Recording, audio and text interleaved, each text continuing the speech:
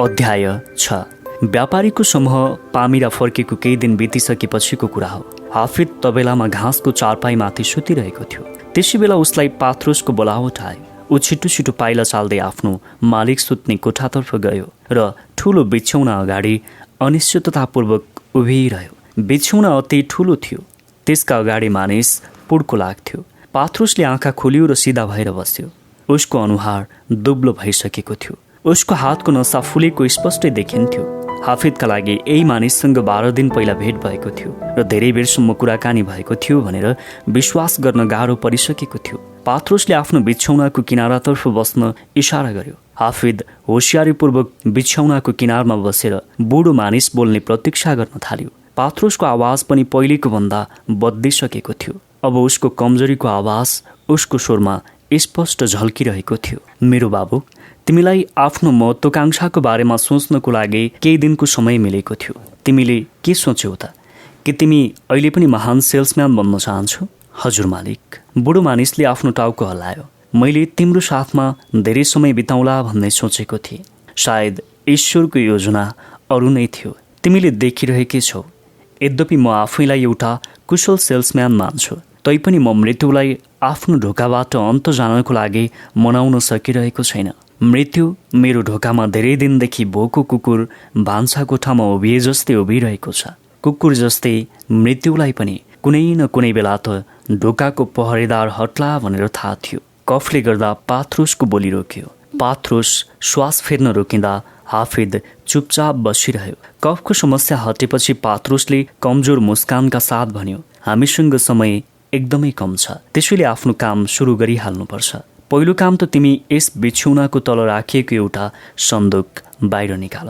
हाफिद नेउरियो। छालाले छोपेको सानो सन्दुक बाहिर निकाल्यो र बिछौनामाथि पात्रोसको अगाडि लगेर राखिदियो। पात्रोसले खोक्दै आफ्नो गला सफा गरियो र भन्यो, धेरै वर्ष पहिले म गोठालो भन्दा पनि काम नलाग्ने थिएँ। त्यसबेला मैले पूर्वी देशको एउटा यात्रीलाई 2 जना लुटेरबाट बचाएको थिएँ। मैले उसको जीवन बचाएकोमा ऊ मलाई पुरस्कार दिन चाहन्थ्यो।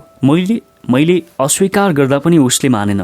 मसँग कुनै परिवार र धन सम्पत्ति थिएन। सायद त्यसैले होला उसले मलाई उसको घरमा हिँड्नको लागि अनुरोध गर्यो। त्यहाँ उसले मलाई आफ्नो परिवारमा सामेल गर्यो। एक दिन मैले आफ्नो नयाँ जीवनको थालनी गरेँ। त्यही दिन उसले मलाई यो सन्दुक देखायो। यसभित्र छालाका 10 वटा ताडपत्र थिए। प्रत्येक ताडपत्रमाथि नम्बर लेखिएको थियो। पहिलो ताडपत्रमा ज्ञानको रहस्य र बाँकी ताडपत्रमा सेल्सम्यानसिपमा सफलता प्राप्त गर्ने रहस्य तथा सिद्धान्त थिए। अर्को वर्ष मलाई हरेक दिन यिनै ताडपत्रका अनमोल शब्दहरू गोक्न लगाइयो। मैले प्रत्येक ताडपत्रमा लेखिएका शब्द पुरै तरिकाले कण्ठ गरेँ। तिनमा लेखिएका शब्द मेरो जीवनको अङ्ग बन्न पुगे, मेरो सोच्ने तरिका र बानी बन्न पुगे। अन्तिममा उसले मलाई 10 वटा ताडपत्र भएको यो सन्दुक, एउटा बन्द खाम र 50 वटा सुनका सिक्का दियो। मैले त्यो नयाँ घर मेरो नजिकबाट ओझेल नपर्दासम्म बन्द खाम नखोलौँ भनेर चेतावनी दियो। त्यस परिवारबाट बिदा लिएर मैले खाम खोल्नको लागि पामिराको बाटोमा आई नपुग्दासम्म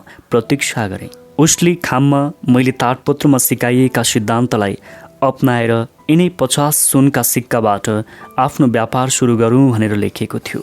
उसले आफ्नो खाममा मैले ताडपत्रमा सिकाइएका सिद्धान्तलाई अपनाई यिनै 50 सुनका सिक्काबाट आफ्नो व्यापार सुरु गरौँ भनेर लेखिएको थियो। मैले जति पनि धन कमाउनेछु त्यसको आधा भाग गरिबहरूमा बाँडिदिन पनि मलाई चेतावनी दिइएको थियो। खामभित्र लेखिए अनुसार यी छालाका ताडपत्र मैले कसैलाई दिन सक्दैन थिएँ। यिनको सिद्धान्त पनि कसैलाई भन्न सक्दैन थिएँ।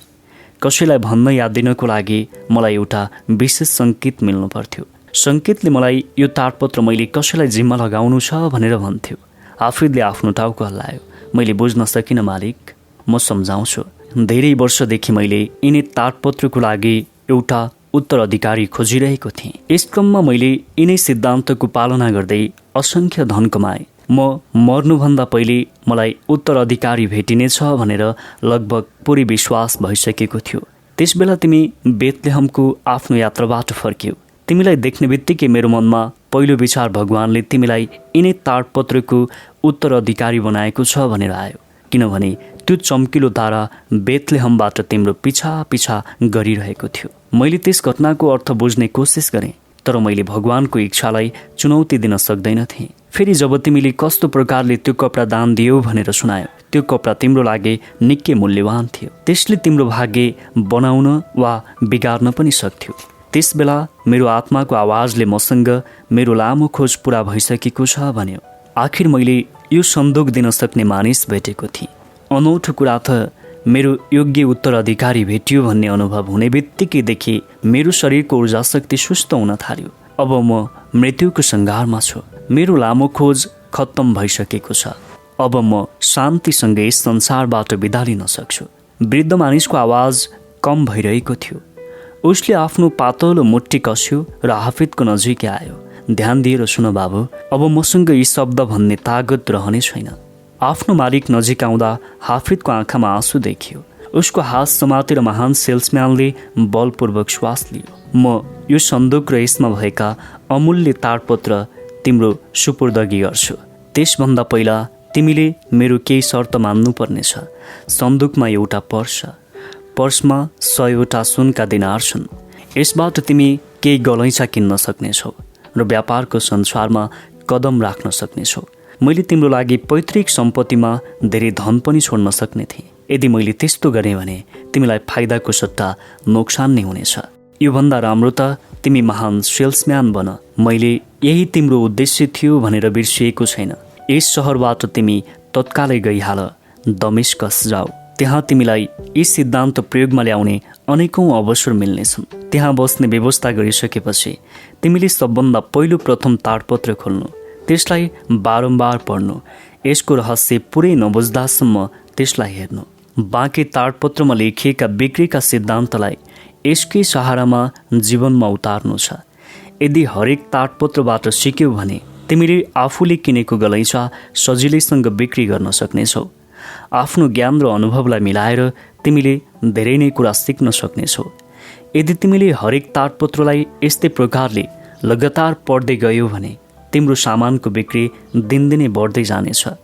मेरो तिमीसँग पहिलो शर्त छ, तिमी मसँग पहिलो ताडपत्रमा लेखिएको निर्देशनलाई पालना गर्नेछौ भनेर बाचा गर। के तिमी मन्जुर छौ? हजुर मालिक, मन्जुर छु। अब सबभन्दा महत्त्वपूर्ण शर्त, यिनी ताडपत्रमा वा यिनमा लेखिएका सिद्धान्त तिमीले कसैलाई भन्ने छैनौ। यसबारेमा कुनै प्रसङ्ग निकाल्ने छैनौ। एक दिन कुनै मानिस आएर तिमीलाई कुनै सङ्केत दिनेछ, जसरी तिम्रो तारा र परोपकारको कामबाट मलाई सङ्केत प्राप्त भएको थियो। तिमीले त्यो सङ्केतलाई बुझ्नेछौ। त्यसबेला यसको लागि छानिएको व्यक्तिलाई यसबारेमा थाहा हुने छैन। तिम्रो आत्माले तिमीलाई तिमी सही छौ भनेपछि तिमी उसलाई यो सन्दुक दिनु। तिमीले यो काम गर्दाखेरि त्यस व्यक्तिमाथि तिमी वा ममाथि लागू भए जस्तो शर्त लागू हुने छैन।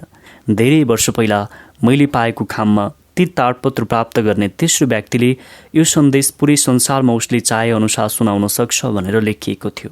के तिमी मेरो यो तेस्रो शर्तलाई मान्छौ? मान्छौ। आफ्नो टाउकोबाट गरौँ भारी उतारे जस्तै गरी पात्रोसले सन्तोषको श्वास फेर्यो अनि कमजोर मुस्कुराहटसँगै उसले आफ्नो दुब्ला हातले हाफिजको अनुहारमा मुसार्यो। सन्दुक उठाउ र यहाँबाट गइहाल। अब मैले तिमीलाई कहिले देख्न पाउने छैन। तिम्रो साथमा मेरो आशीर्वाद र प्रेम सदैव रहनेछ। म तिम्रो सफलताको कामना गर्छु। भविष्यमा तिमी लिजासँगै पुरै जीवन सुख र शान्तिसँग रहनु भनेर भगवानसँग प्रार्थना गर्छु। सन्दुक बोकेर सुत्ने कोठाको ढोकाबाट बाहिर निस्किँदा हाफिजको गालामा आँसु बगिरहेको थियो। बाहिर पुगेर ऊ एकछिन उभियो, भुइँमा सन्दुक राख्यो र आफ्नो मालिकतर्फ फर्केर भन्यो, यदि जित्नको लागि दृढ सङ्कल्प छ भने मानिस कहिल्यै हार्न सक्दैन। वृद्ध मानिस बिस्तारै मुस्कुरायो र स्वीकृतिमा टाउको हल्लायो। विदाईको मुद्रामा आफ्ना हात पनि हल्लायो।